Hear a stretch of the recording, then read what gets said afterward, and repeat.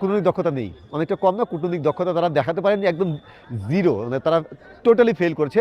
আমি বলছি না যে বাংলাদেশকে ভারতে যেতেই হতো, কিন্তু তারা যে যে যে দাবিটা তাদের আছে যে ভারত বাংলাদেশের বাংলাদেশ দলের জন্য ভারতে যাওয়া নিরাপদ না, সেটা তারা প্রতিষ্ঠিত করতে পারে। এখন সাময়িক জয় মনে হতে পারে যে আমরা অনেকেই ভাবছে দেশের অনেক মানুষের আবেগ, আমি সবার কথা বলবো না, অনেক মানুষের আবেগ প্লাস যারা ডিসিশন মেকার, যারা সিদ্ধান্ত নিচ্ছে তাদেরও সেই আবেগের সঙ্গেও তারা সামিল। তারা মনে করছেন যে ইন্ডিয়াতে না যাওয়াটাই বাংলাদেশের জন্য জয়।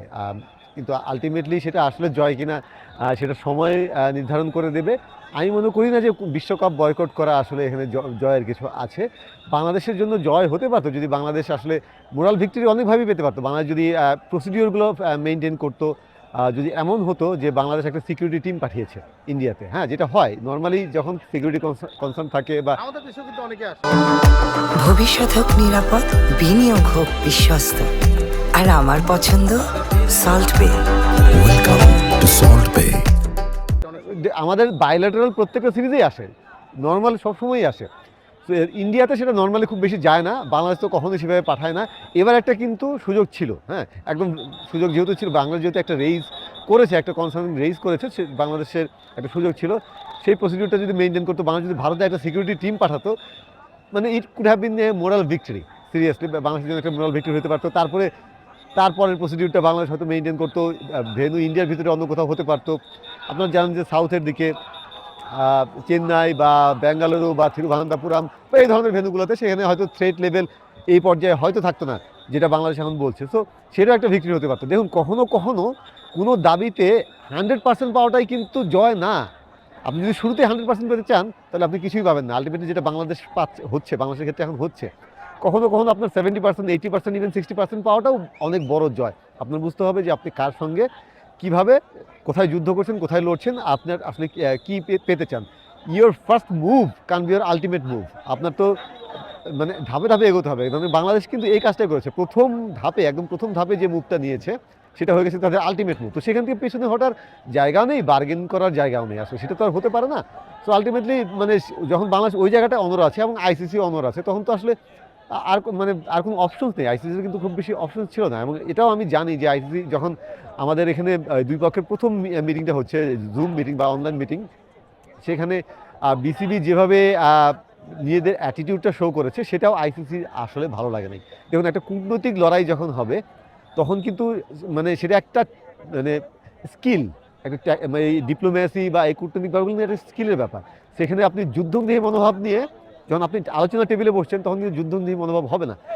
আপনি হতে পারে যে আপনি যখন আপনার যারা ক্রিকেট ফলোয়ার আছে তাদের যুদ্ধংদেহী মনোভাব থাকতে পারে, অনেকের আবেগ থাকবে, খুবই স্বাভাবিক। কিন্তু আপনার যখন ডিসিশন মেকার, আপনার যখন একটা পক্ষের সঙ্গে বিশ্ব ক্রিকেটের নিয়ন্ত্রণ সংস্থা তাদের সঙ্গে যখন আপনি আলোচনার টেবিলে বসছেন, তখন কিন্তু আপনার যুদ্ধংদেহী মনোভাব নিয়ে গেলে হবে না।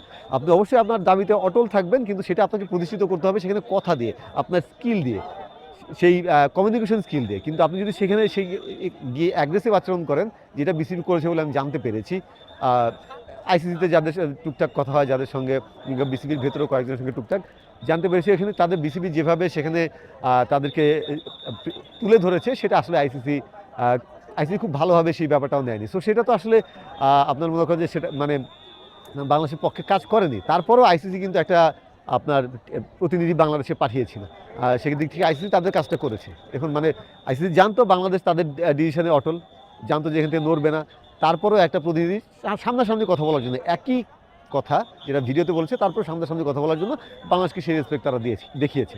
সো আমি মনে করি যে বাংলাদেশের আরও অনেক মানে মিজার্ড একটা হতে পারতো, কিন্তু সেই মিজার্ড ওয়ে থেকে বাংলাদেশ শুরুতেই ইয়াতে চলে গেছে। তো তারপরে আসলে তো পিছনে ফেরার আর অপশন ছিল না, এবং যে ডিসিশন আলটিমেটলি কালকে এসেছে প্লেয়ারদের সঙ্গে কথা বলার পর, তাতে আমি অবাক হইনি, কারণ এটাই হওয়ার কথা ছিল আর কি। আচ্ছা, আরেকটা প্রশ্ন ভাইয়া, ক্রীড়া উপদেষ্টা যখন কথা বলছিলেন তিনি বলছিলেন যে প্লেয়ারদের মতামত নিয়ে, এবং কি বলছিলেন যে প্লেয়াররা কি জানিয়েছে সেটাও তারা বলবে না। কিন্তু আপনাদের কাছে কোনো তথ্য আছে প্লেয়াররা আসলে কি আলোচনা করেছিল সেখানে, যদি একটু বলতেন। প্লেয়ারদের মতামত নিয়ে ক্রীড়া উপদেষ্টা বা যারা ছিলেন তারা আসলে খুব বেশি কথা সেগুলো প্রকাশ করতে চাননি। আমি হতে পারে যে যখন একটা আপনার ইন্টারনাল মিটিং হচ্ছে অনেক কিছু আপনি প্রকাশ করবেন না, কিন্তু আলটিমেটলি তাদের মতামত আসলে খুব বেশি নেওয়া হয়নি। কালকে মিটিংটা কেন হয়েছে, কী জন্য হয়েছে, এটা একটা রহস্য। কারণ ডিসিশনগুলো নেওয়া হয়েছে, সেই ডিসিশনগুলো তাদেরকে জানানো হয়েছে। তো এটা তো আরও 2 সপ্তাহ আগে বা মানে 2 সপ্তাহ আরও বেশি আগে আপনার তাদেরকে জানিয়ে দিলেই পারতো। কালকে সেটাই হয়েছে আলটিমেটলি। এবং প্লেয়ারদের এমন যদি হতো যে প্লেয়াররা তাদের ভাবনা তুলে ধরছে, সেটার উপরে তারা একটা ডিসিশনেরটা প্রভাব পড়ছে, তাহলে একটা ব্যাপার হতো, কিন্তু সেটাও আলটিমেটলি হয়নি। প্লেয়াররা তারপরেও দুই একজন বলার চেষ্টা করছে। প্লেয়াররা ডেফিনেটলি যে প্লেয়ারদের সঙ্গে আমাদের কথা হয়েছে, শুধু আমার না, আরও অনেক জার্নালিস্টের হয়েছে। আপনি যদি আজকে কিছু পত্রপত্রিকা আপনি রিপোর্ট দেখেন, সেখানেও এসেছে যে প্লেয়াররা আসলে বিশ্বকাপটা খেলতে চেয়েছিল, খেলতে চায় স্টিল, এবং তারা আসলে খুব বেশি হ্যাপি না এই সিদ্ধান্তে। আচ্ছা ভাইয়া, এই যে সবাই বলছিল যে একটা লস তো হয়েছে যে বিশ্বকাপে না খেলতে যাওয়া, বা এখনো কিন্তু যদিও ঝুলে আছে, যদি শেষ পর্যন্ত বাংলাদেশ না যায় কোনো জরিমানা করবে কিনা আসলে আইসিসি? এমনিতে তো খেললে অনেক টাকা পেতো বা টুর্নামেন্ট ফি সব মিলে, কিন্তু এই যে খেলছে না এর জন্য কি কোনো টাকা আসলে জরিমানা করবে কিনা, কোনো বড় অঙ্কের টাকা আছে জরিমানা? আইসিসি চাইলে করতে পারে, আইসিসি চাইলে করতে পারে। আমার মনে হয় না আলটিমেটলি আইসিসি সেই পথটা বেছে নেবে না। খুব যদি এগ্রেসিভ বা খুব নেগেটিভ তারা না হয়ে যায়, আমার মনে হয় না সেই পথ বেছে নেবে। আলটিমেটলি বাংলাদেশ বিশ্বকাপে যদি না খেলে, হুইচ ইজ মানে মোর লাইকলি নাও যে বাংলাদেশ খেলবে না, সো যদি না খেলে মানে বাংলাদেশ বিশ্বকাপটা মিস করছে, দেশের ক্রিকেট ধ্বংস হয়ে যাবে আমি সেটা বলছি না, বা ভয়ঙ্কর বিপর্যয়ে পড়ে যাবে সেটা বলছি না, কিন্তু ডেফিনেটলি একটা সংকটে পড়বে।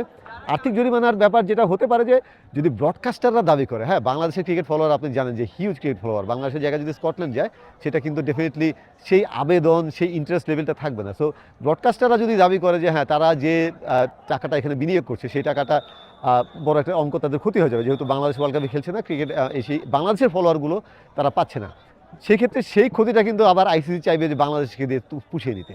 তো সেই ক্ষেত্রে হয়তো বাংলাদেশের উপর তারা একটা স্যাংশন করতে পারে, বা এই আর্থিক জরিমানার ব্যাপারটা করতে পারে।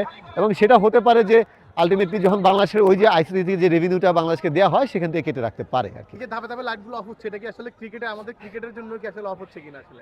আমি বলবো না যে অফ হয়ে যাচ্ছে, কিন্তু ডেফিনেটলি মানে বিপদের একটা ছায়া তো ডেফিনেটলি আছে বাংলাদেশের ক্রিকেটে। এবং সেটা আমি আশা করব যে যদি বাংলাদেশের ন্যাশনাল ইলেকশনটা ঠিকঠাক হয়, এবং সেখানে যদি সরকার পরিবর্তন হয়, এবং আপনারা জানেন যে সরকার পরিবর্তন হলে বাংলাদেশের উপমহাদেশে যেটা হয় যে সরকার পরিবর্তনের পর বোর্ডে পরিবর্তন আসে, তো সেই ক্ষেত্রে যদি ওই সময় নতুন সরকার আবার নতুন বোর্ড যদি পরিবর্তিত হয়, তারা যদি কূটনৈতিক দক্ষতা দিয়ে সেই জিনিসগুলোকে মিনিমাইজ করতে পারে, তাহলে বাংলাদেশ ক্রিকেট হয়তো উদ্ধার পাবে। তাহলে কি বলছেন যে এই বোর্ডের আসলে কূটনৈতিক দক্ষতা অনেকটা কম ছিল? কূটনৈতিক দক্ষতা নেই, অনেকটা কম না, কূটনৈতিক দক্ষতা তারা দেখাতে পারেনি, একদম জিরো, মানে তারা টোটালি ফেল করছে। আমি বলছি না যে বাংলাদেশকে ভারতে যেতেই হতো, কিন্তু তারা যে যে দাবিটা তাদের আছে যে বাংলাদেশ দলের জন্য ভারতে যাওয়া নিরাপদ না, সেটা তারা প্রতিষ্ঠিত করতে পারেনি। সেটা কূটনৈতিকভাবে তারা আইসিসিতে ব্যর্থ হয়েছে, তারা ভারতের কাছে ব্যর্থ হয়েছে, সেই ব্যাপারটা তারা প্রতিষ্ঠিত করতে পারেনি। এবং তারা একটা ব্যাপারই বারবার বলেছে যে মুস্তাফিজুর রহমান যে ইস্যুটা, মুস্তাফিজকে যেহেতু তারা নিরাপত্তা দিতে পারছে না, গোটা বাংলাদেশকে কীভাবে নিরাপত্তা দেবে, কিন্তু আইসিসি কিন্তু এভাবে ভাববে না।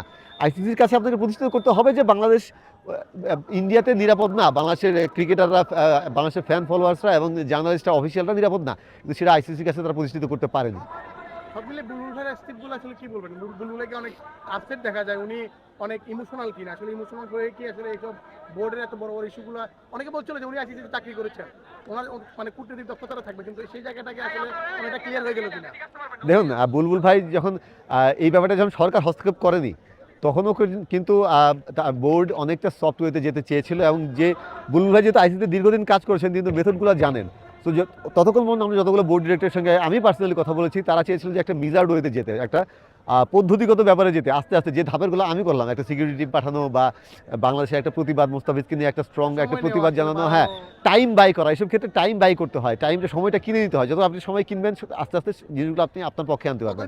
বিভাগে বলবো কিন্তু আইসিসি, হ্যাঁ, সো আস্তে আস্তে ধাপে ধাপে যেতে হয়। এই ব্যাপারগুলো তারা করতে পারেনি, সেটা বিসিবি করতে চেয়েছিল, কিন্তু যখন সরকার এখানে হস্তক্ষেপ করেছে একদম ফার্স্ট থেকে, তাদের ফার্স্ট মুভ ছিল বাংলাদেশ কোনোভাবে এই ইন্ডিয়াতে খেলতে যাবে না। যখন আপনার ফার্স্ট মুভি এটা হবে, তখন তো কিছু করার নেই। আর তো সরকার যখন প্রথম থেকে স্ট্রং পদক্ষেপ নিয়েছে, তাদের আর কিছু করার ছিল না। সো আপনি বুলবুলকে দেখলেও বুঝবেন যে তার চেহারা, তার কথা, তার মনোভাব, কালকে তিনি যে কথা বলেছেন, তার কথা এত স্ববিরোধিতা ছিল, আমি সেটা নিয়ে ফেসবুকেও লিখেছি যে তিনি নিজের কথাতেই কতগুলো স্ববিরোধিতা তার ছিল, নিজের যে দাবিগুলো তিনি করছেন সেটা আবার পরে উল্টো কথা তিনি বলছেন। সো বোঝা যাচ্ছে যে তিনি একটা প্রচণ্ড বিপদে আছেন, খুব বাজে অবস্থায় আছেন আর কি।